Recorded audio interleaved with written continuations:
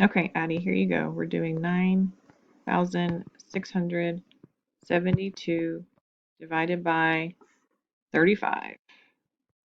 Okay, I know that 35 times 2 gives me 70.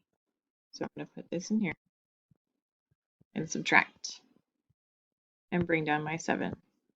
Because 35 times 3 is too big. 3 times 3 is 9 plus 1 is 1.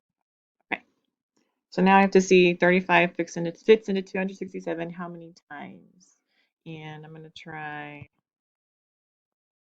6. 6 times 5 is 30. 6 times 3 is 18, 19, 20, 21.